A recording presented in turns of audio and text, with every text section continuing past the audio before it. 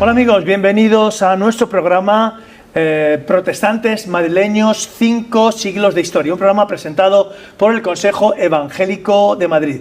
Les habla Manuel Cerezo y hoy vamos a hablar de este programa basado en el libro con el mismo título de nuestro querido Gabino Fernández, que nos dejó en el 2022, pero que bueno, sigue con nosotros en nuestro corazón.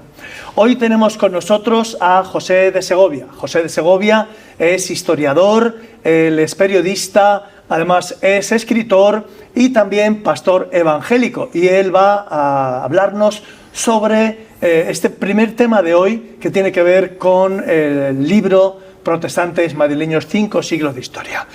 Hola José, ¿qué tal? Bien, encantado aquí de poder hablar de un tema tan querido para Gabino como para todos nosotros. Bueno, pues vamos a comenzar porque ya tenemos que ir adelante y lo primero era, vamos a ver, el protestantismo en Madrid. ¿Cuándo comienza el protestantismo en Madrid?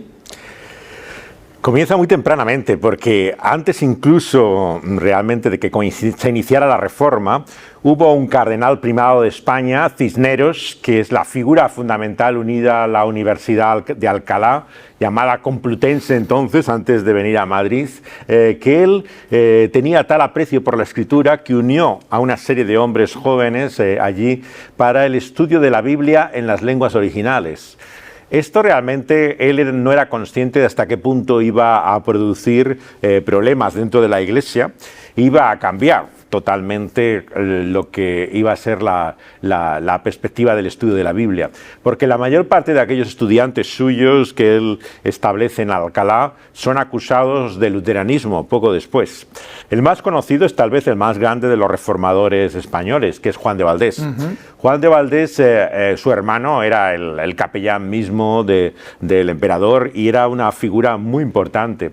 En la lengua española nos ha dado el diálogo más reconocido sobre nuestra lengua, sobre su gramática y cómo está establecido, pero tiene un diálogo de doctrina cristiana, en el cual establece una doctrina bíblica, evangélica, conforme con lo que va a ser también el evangelio recuperado en la Reforma.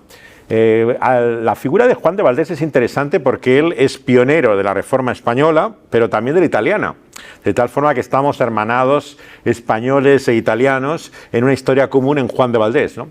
Él tuvo que escapar, claro, de la Inquisición, como todos ellos, con grandes dificultades, porque a la muerte de Cisneros, que muere en 1517, justamente cuando Lutero ha puesto las tesis que comienzan la Reforma en Alemania, entonces se inicia un proceso bastante grande de persecución para intentar soterrar todo este movimiento. Bueno, y has hablado de la Universidad Complutense, de la de Alcalá de Henares. ¿Qué importancia tiene en este tiempo y tuvo posteriormente para que el protestantismo se fuera desarrollando en Madrid, en España y en Europa? Bueno, el primer caso, de hecho, de la Inquisición es el caso de una mujer acusada precisamente de luteranismo. Y vemos cómo el 34% calculan de los estudiosos de la Inquisición en Madrid son casos de luteranismo, un porcentaje bastante alto. Vemos que hasta el siglo XIX sigue habiendo casos de protestantes llevados por el Tribunal de la Inquisición acusados de esa misma herejía. Entonces la influencia que hubo estuvo tremendamente coartada por esa gran persecución, ¿no? En ese sentido vemos que para nosotros la historia de la Inquisición está íntimamente unida a lo que fue realmente la frustración, ¿no?, de no poder tener una reforma como hubo en cualquier otro país.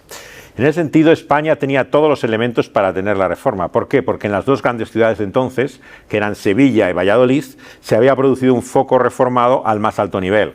Recordemos además que el cardenal primado de España, Cisneros, estuvo en la cárcel acusado de luteranismo también. O sea, realmente, tanto en el clero como en altos niveles sociales de la nobleza, había llegado la influencia de la Biblia a tener esa convicción evangélica. Entonces, se daba el escenario de cualquier otro país. Y es un misterio en la providencia de Dios que Dios no quisiera, no fuera su propósito que esa llama prendiera en España, y la llama que prendió fue la de la intolerancia y la de la persecución, y tristemente cambió la historia de España, ¿no? Ajá. Bueno, ya nos has hablado de la Inquisición, obviamente fue muy fuerte contra el protestantismo, pero podríamos decir que hubo un protestantismo en España, que la Reforma se desarrolló en España a pesar de la Inquisición. En un sentido estricto tenemos que hablar más de reformadores que de reforma, ¿no? Puesto que no llegaron a poder hacer esa obra. Fue realmente ahogada muy tempranamente. El foco que más influencia tiene literariamente por lo que escriben es el foco de Sevilla, ¿no? De donde viene, claro, la gran Biblia del siglo de oro en España, que es Reina Valera, una Biblia que hoy en día ha sido finalmente ya reconocida y aceptada por toda la cultura y la intelectualidad española como la mejor versión de la Biblia, pero durante años fue despreciada como una Biblia protestante y no tuvo realmente la influencia. En aquella época tampoco llegaron sus Biblias a España, o sea, ellos hicieron el trabajo viajando de un país a otro, siendo perseguidos incluso por agentes secretos de la Inquisición. Allí a donde iban se encontraban en oposición a veces que venía por medio de infiltrados que había dentro de las comunidades, ¿no? Y realmente las calamidades que vivió un hombre como Casiodoro de Reina son inimaginables, ¿no? Y realmente no te puedes explicar humanamente, ¿no?, cómo pudo llegar a traducir la Biblia. Porque la Biblia de Reina Valera es fundamentalmente obra de Reina. Valera lo que hace es una revisión y la publica finalmente en Ámsterdam basada en la edición de Basilea. Ellos escribieron también una serie de textos en que presentaban la doctrina bíblica en contraste con la de Roma. Y así tiene también Casiodoro sobre las tentaciones de Cristo relacionadas con las tentaciones de la Iglesia a lo largo de la historia. Valera tiene sobre la misa y el papado también tratados de controversia, de polémica con ello. Y luego hubo una serie de refugiados también, sobre todo del monasterio de Sevilla, de San Isidoro del Campo, que viven en diferentes países europeos y escriben también algunos textos que muy pocos de ellos llegan a nuestro país, ¿no? Uh-huh. Bueno, tú has dicho que realmente no se podría hablar de reforma en España, sí de reformadores. Entonces la pregunta es ¿qué legado dejaron esos reformadores, aunque no hubiera habido una reforma en sí, puesto que no fue una cosa general, sino más bien, como tú mencionabas, de los dos grupos más importantes del luteranismo en España, como fue Sevilla y Valladolid? Pero bueno, eso tiene mucha historia. ¿Qué legado nos pueden haber dejado todos estos valientes reformadores? El primer legado fue la Biblia misma, que fue, claro, el origen, la fuente y lo que da sentido a toda esa reforma, ¿no? El descubrimiento de los textos originales de la Biblia, traducidos por primera vez a la lengua castellana en su totalidad, en esa versión que se conoce como la Biblia del Oso de Reina Valera. Ellos, en ese sentido, entregaron su vida a esa misión y gracias a Dios la pudieron cumplir. Llegaron a publicar la Biblia en su integridad, que ha sido hoy finalmente reconocida. Usoz y Río es un personaje curioso que viene se casa con una mujer noble en Madrid, vivía en la calle Atocha, y él publica clandestinamente las obras de los reformadores. Su proyecto era recuperar toda esa historia del siglo XVI para el siglo XIX. Entonces recibe el apoyo por un lado de un cuáquero inglés llamado Benjamin Whiffen en el proyecto que él tiene un sueño de tener las obras otra vez editadas en España. Claro, lo hacía clandestinamente y no existían iglesias protestantes, o sea, él realmente llega a convencerse de la fe de estos hombres, pero sin tener una iglesia de referencia. En su propia casa reunía a un grupo también de personas que tenían ese vínculo, ¿no? Entonces, por el lado de la biblioteca de Usoz y Río, que se conserva en la Biblioteca Nacional, ¿no?, esa colección, es la recuperación histórica, ¿no?, de ese legado.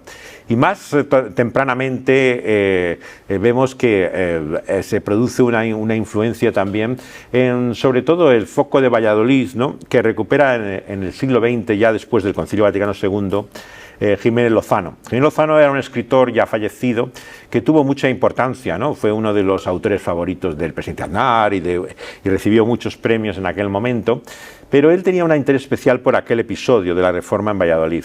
Y entonces le habló a Delibes, que era su mejor amigo, y Miguel Delibes, que era el director del periódico y el que era su confidente. Ahí escribe El hereje, ¿no? Escribe El hereje, que es la novela realmente de él, póstuma última, pero que es toda una novela recreando lo ocurrido en los autos de fe de Valladolid, que reduce en uno los dos, ¿no?, y se inventa un personaje inspirado por alguno de ellos, y los otros todos están referenciados referentes históricos. Así que hoy en día incluso la literatura española ha recuperado ese legado. Y si queremos ir todavía aún más actualmente que Delibes, tendríamos que ir a Antonio Muñoz Molina, ¿no? Antonio Muñoz Molina ha dedicado también muchas de sus obras a recuperar, ¿no?, la influencia de la Biblia llamada de Reina Valera, del Oso, ¿no?, y aparece así reiteradamente en muchos de sus libros con un lugar bastante importante, ¿no? Bueno, José, pues muchas gracias. Y amigos, terminamos esta primera sección y les esperamos para la siguiente. Un abrazo fuerte y hasta el próximo día.